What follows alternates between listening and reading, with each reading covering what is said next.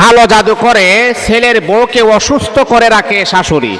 অনেক শাশুড়ি এমন আছে যাতে করে ছেলের সাথে তার সম্পর্কটা যেন গভীর না হয়, ছেলে যাতে করে স্বেচ্ছায় নিজের ইচ্ছায় যেন তার স্ত্রীকে ছেড়ে দেয়, তার স্ত্রীকে যেন ছেড়ে দিতে বাধ্য হয়, কালো জাদু করা হয়। দেখেন, কালো জাদু এতটাই খারাপ, মানুষ দিনে দিনে অসুস্থ হয়ে যায়, কঙ্কাল হয়ে যায়, চেহারাটা কালো হয়ে যায়।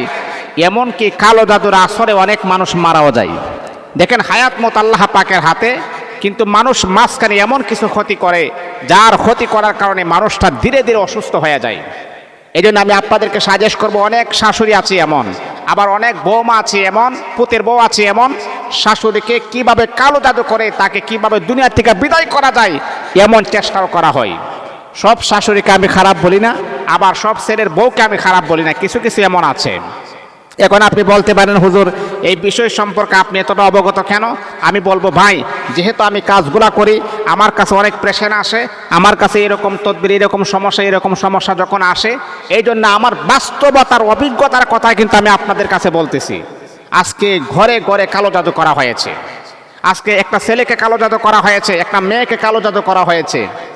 এই কালো জাদুর লক্ষণগুলো তখনই উঠে যখন ঘরের ভিতরে অশান্তি লেগে থাকে, ঘরের ভিতরে যাই ঝামেলা লেগে থাকে, সব কিছু হওয়ার পরও হয় না।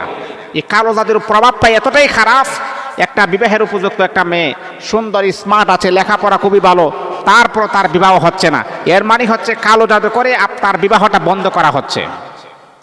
আবার অনেক সন্তান আছে, বিদেশে যাওয়ার সব কিছু তার ঠিক আছে, তাকে কালো জাদু করা হয়েছে যাতে করে বিদেশ না যাইতে পারে, সে আটকিয়ে থাকে, বিবাহ বন্ধ হয়ে যায়। কালো জাদুর আসরে অনেক মানুষ ক্ষতিগ্রস্তের ভিতরে আছে। এই জন্য সম্মানিত হাজিরিন, কালো জাদুকে বন্ধ করতে হবে। কিভাবে বন্ধ করবেন আমি আপনাকে বলবো, 5 ওয়াক্ত নামাজ আপনি নিয়মিতভাবে পড়বেন, কিছু আমলের কথা বলবো, সে আমলগুলা করবেন।